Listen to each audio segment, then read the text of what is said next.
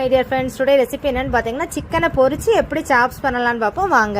அதுக்கு தேவையான பொருட்கள் சிக்கன் எடுத்துக்கிறேன். 2 முழு கோழி எடுத்திருக்கேன். அதுக்கான மெஷர்மெண்ட் நல்ல மிளகு பொடி 2 ஸ்பூன், வத்தல் பொடி 2 ஸ்பூன், மல்லிப்பொடி 2 ஸ்பூன், பெருஞ்சீரக பொடி 2 ஸ்பூன், கரம் மசாலா பொடி 2 ஸ்பூன், உப்பு தேவையான அளவு, 2 எலுமிச்சம்பழ சாறு, இஞ்சி பூண்டு பேஸ்ட் தேவையான அளவு, தயிர் தேவையான அளவு. நம்ம எடுத்து வச்சிருக்க அந்த பொடியெல்லாம் தட்டி தயிர் இஞ்சி பூண்டு பேஸ்ட்டும் போட்டு கொஞ்சமாக கருவேப்பிலையும் போட்டு ஆயிலும் ஊற்றி அதெல்லாம் ஒரு கிரீமி பதத்துக்கு கொண்டு வாங்க.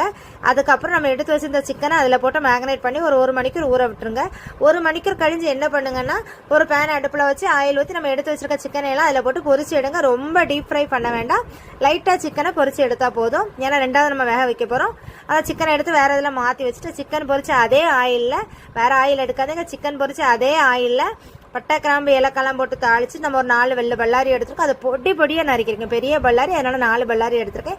சின்னதாக இருந்தால் ஒரு 6 ஏழு எடுத்துக்கோங்க. இது 2 கோழிக்கான மெஷர்மெண்ட்டு. நல்ல பொடி பொடியாக நறுக்கி அது கூட போட்டு நல்லா கிண்டிக்கோங்க. நல்ல பொடி பொடியாக நறுக்கினாலும் நமக்கு சீக்கிரம் வசக்கணும். அது கூட தக்காளியும் போட்டு வசக்கிக்கோங்க.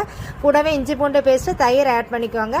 அதுக்கப்புறம் வத்தல் பொடி, மல்லிப்பொடி, கரம் மசாலா பொடி, சிக்கன் பொடி, இந்த 4 பொடியும் ஆட் பண்ணி நல்லா கிண்டிட்டு அதோட பச்சை ஸ்மெல் போனப்பறம் நம்ம எடுத்து பொரிச்சு வச்சிருந்தாலும் சிக்கன் அதை இது கூட ஆட் பண்ணி கொஞ்சமாக தண்ணியும் ஊற்றிக்கோங்க. ஏன்னா அது வேகணும். நமக்கு லைட்டாக தான் பொரிச்சு எடுத்துருக்கோம், மிச்சம் அதை தண்ணியில் தான் வேகணும்.